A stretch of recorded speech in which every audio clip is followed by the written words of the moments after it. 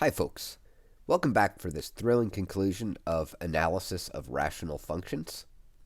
In this video we're actually going to graph some of these, and we're going to graph the ones that we described, at least for horizontal asymptotes, at the end of the last video. There's also some suggestions here on how to graph, so I think this is really important. I would do things in this order. I would find the horizontal asymptotes and the y-intercepts. You find y-intercept by sub 0 for x. Okay. The reason I do that first is because that's easier to do from unfactored form. And then for step 2, I'd factor the top and bottom and find what I can find from vertical asymptotes, x-intercepts, and points of discontinuity, or holes. Lastly, we're going to plot all the features and connect smoothly. If we're stuck, we can sub some points in. So if we really don't know what we're doing, we could always get some other points on the graph. Okay, let's get to it. This first one, if we want the y-intercept, okay, all I have to do is sub 0 in for each of these terms. So that would be each of these x's. So 0 squared plus 0 minus 2 all over 0 squared plus 3 times 0 minus 4. I mean, this was kind of painful. I could just see it's going to be these two terms. Okay, so negative 2 divided by negative 4 is positive a half. That's a thing I know about this function. And if I really wanted to get started graphing it, I could. Here's my y-intercept at 0, 1/2.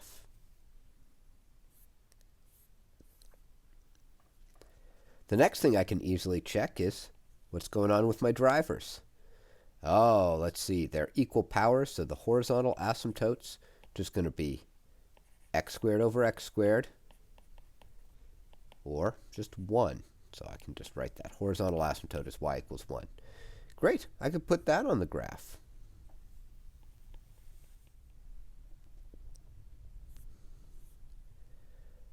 The next things for me to describe probably require me to factor this. So it's going to be x plus 2, x minus 1 on top. And on the bottom, I'm going to have x plus 4 and x minus 1. Oh my gosh, so there's a factor that is the same on the top and bottom. So I have a hole, or you could call it a point of discontinuity, at 1. Okay, that's what this is telling me. I have a factor of the top only, of x plus 2. So I have an x-intercept at negative 2. That's what this is telling me. And lastly, I have a factor of the bottom only, of x plus 4, so a vertical asymptote at x equals negative 4. I can find the y value for this hole by sort of crossing at the x minus 1. So I'd have x plus 2 over x plus 4. Okay, and I would sub 1 in, because that's the x value that I care about here.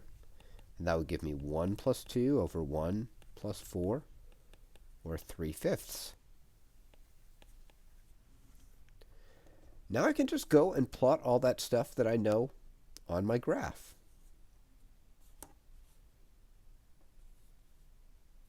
So firstly, x-intercept of negative 2. Let's put it on.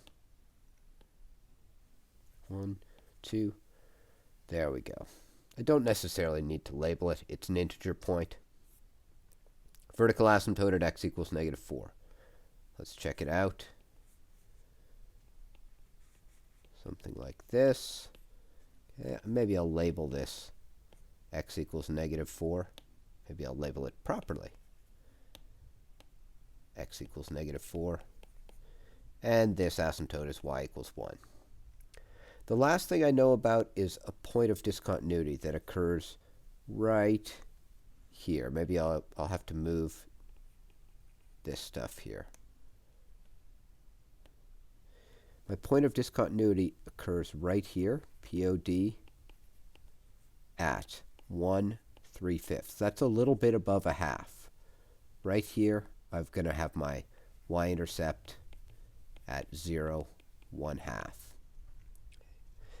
And what I need to do is just smoothly connect this stuff. So let's see what happens. I'm going to have to hook it around this asymptote. And it's going to go out towards y equals 1. It's going to go towards that horizontal asymptote. That's sort of half the graph. You might wonder, where does the other half go? So it's either going to have to go here, because it's got to hook around the intercepts, or it's going to have to go up here. How can you reason out that it is not the bottom one? Well, if it were the bottom one, there would have to be another x-intercept here. And there is not. We already found the only x-intercept is at -2.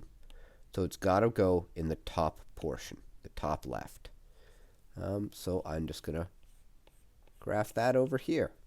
And these are sketches, so they don't have to be perfect, but it does need to hook around those asymptotes. So in terms of description, this is what we had. When we start to plot the points and put them together, this is what we get. Let's do another. So again, we want to find the y-intercept first. If I put in 0 for x, I'll just be left with these two numbers. So that is -1. I want to find the horizontal asymptote, so I check my drivers. They divide out. 2x squared divided by x squared would just be y equals 2. And we actually did that one in the last video. If I want to do anything else, I need to factor. So there's a greatest common factor on the top. I'll take it out. On the bottom, I've got x squared plus 3x minus 4. And now that I've factored a bit, I just keep factoring on it until I can't factor anymore. So that's going to give us on the bottom x plus 4 and x minus 1. Okay, now I'm ready to look for all my stuff. Let's see, do I have any holes? No, there are no identical factors on top and bottom, so no holes. Do I have any x-intercepts? What would make the top 0? Well, -1 would make the top 0, only the top 0, and -2 would make only the top 0. And vertical asymptotes, what would make only the bottom 0? X equals -4 and x equals 1. That's the full description. Let's see if we can generate a decent graph here. Y-intercept at -1. Horizontal asymptote at y equals 2.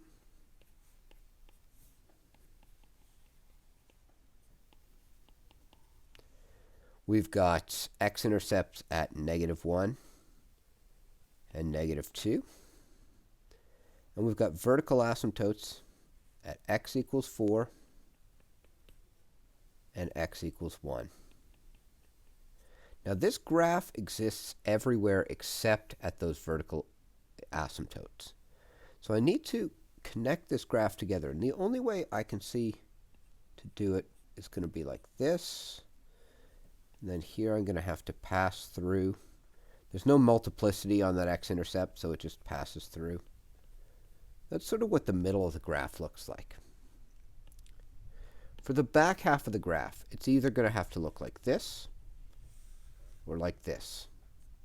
And again, we actually know which one it is. It can't be the bottom, because then there would be another x-intercept, which there is not. So it's got to do this on the left. And same thing on the right. It's either going to be up top like this, hooking around the asymptotes, or like this. It has to be the one up top because there are no other x-intercepts. And that's a complicated graph that we've got a good idea now of what it looks like. Now I do want to mention that you can pass through a horizontal asymptote and still have it count as a horizontal asymptote. So for example, if I had a function that did this, it snaked around but sort of closed in on y equals 1, we would still consider y equals 1 to be the asymptote. It's what it tends towards, the y value it tends towards, as we go out towards infinity. Vertical asymptotes won't do that because if you snaked around them, then you wouldn't have a function anymore. Okay. So it wouldn't do that for functions at least. Let's check out another one. Once again, we're going to find the y-intercept by subbing 0 for x. So we'd just be left with this 2 and this negative 4. So we get negative a half. We're going to check out the drivers.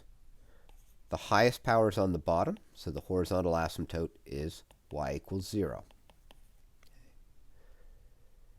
And we're going to have to factor. So there's nothing to factor up top. We're going to have to say y equals x plus 2, and then whatever we get here, x plus 4, and x minus 1. So once again, there are no identical factors on bottom and top, so there are no holes. There's a factor on the top that would give us a 0 at negative 2, so that's the x-intercept. And the things that zero out just the bottom are the vertical asymptotes. So some features here are going to be the same as the last one. It's got the same vertical asymptotes. It's got a different horizontal asymptote, though. So x-intercept at negative 2. Y-intercept at negative a half. So I'm just going to label that 0, negative a half. Vertical asymptotes at negative 4. Okay, so x equals negative 4. And at x equals 1. And this is a lot trickier. So I think it's going to have to do this. And it'll have to do this. And clearly it has passed through the horizontal asymptote of y equals 0. The horizontal asymptote has to do with what it's going towards as we head out towards infinity. If I think about the left and right sides on this one, I mean, it's either like this or like this. And really, it's awfully hard to know which one it is. Okay? So that means we actually have to sub some points in. I have to sub in something to the left of negative 4. I think I'm going to choose negative 5. So we need essentially test points. Okay, so let's do one. At x equals negative 5, y would be, I'm going to go from the factored form because I think it'll be easier to work with. Negative 5 plus 2 over negative 5 plus 4, negative 5 minus 1. What will that give us? That'll give us y equals negative 3 over negative 1 times negative 6, or negative 3 over 6, or negative a half. What we know now is the point negative 5, negative a half exists on this graph. It's right here. And once we know that, that means we know that the shape has to go something like this. And there are no other x-intercepts, so we know it doesn't pass through any more points. Since it's just a test point and not an axis intercept, I'm okay with you not labeling it. We have to test a point on the right. So I need something that's to the right of this asymptote of x equals 1. So maybe I'll test at x equals 2. Okay, so that means that I'm going to have y equals 2 plus 2 all over 2 plus 4 by 2 minus 1. That'll give me 4 over 6 times 1, which is 4/6 or 2/3. In other words, at 2, there's some point like this. There's a positive y value. Okay, there's the point 2, 2/3. And that lets me know that the rest of the graph exists above the x-axis. And there's the general look. You can check it out on Desmos. Hopefully it will confirm what we see here.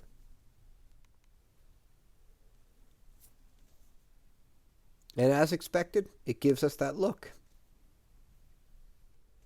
We are going to do one with a horizontal asymptote, or with a slant asymptote rather. But I do want to let you know what the practice is. So on the next slides, you don't have to do the slant asymptote one. So you've got these slides. Don't do 1 or 2. Do number 3, A, B, C, and D. You're going to both describe them in 3 and then graph them in 4. If you want to do a slant asymptote one, then you could do E. So if you want to tap out at this point and just get down to the practice, feel free. There it is, and I'll scroll through the description and the answers as graphs. All this stuff is in a PDF in the video description below.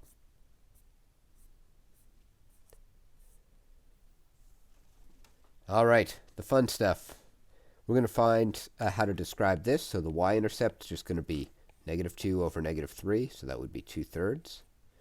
If I want the horizontal asymptote, the highest power is on top, so there is none. Okay, let's grab the slant asymptote. We actually did this in the last video, but I can go through it again here quickly. So to find the slant asymptote, what you would do is divide. Okay, so I'm going to divide x squared plus x minus 2 by x minus 3. So I divide out, I get x. You can do this through synthetic division if you prefer. Divide again. 4x minus 12. That gives me 10 as a remainder. This right here will be your slant asymptote. Y equals x plus 4. All the rest of it will describe as normal. So I'll factor it. X plus 2, x minus 1, all over x minus 3. Yay, there are no holes because there's nothing that's a factor of both the top and bottom. Holes, none. We've got x-intercepts at -2 and +1 because they make the top 0. And we've got vertical asymptotes at x equals 3 because they make the bottom 0.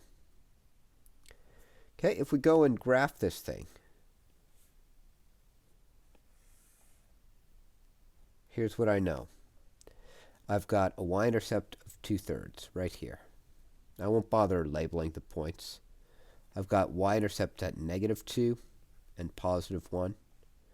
I've got a vertical asymptote at x equals 3. And I've got a slanted asymptote of x plus 4. I'm going to put that in green. And that means a line with a slope of 1 and a y-intercept of 4. So it looks something like this. And I'm going to have that vertical asymptote extend up a little further too. So here's what I know. When I connect these together, they have to hook around the asymptote. And this, same thing, it has to hook around the asymptote, but the asymptote is slanted, so it's going to get closer and closer to it. That leaves me with the question of what happens on the other side. It can only do one of two things. It's either this or it's this. And you can reason out that it has to be that one in the top because there are no more x-intercepts. So its general behavior is going to be like this. Vertical asymptote, and then getting closer and closer to that green line. Okay, so that's how to deal with one with a slant asymptote if you're so inclined. Once again, the questions that are relevant here, and this is in the PDF that's in the video description, are to do 3B, A, B, C, D, and E if you want to do a slant one, and then graph them. Answers for descriptions, answers for graphs. I hope this has been helpful. Good luck with the material, folks, and take care.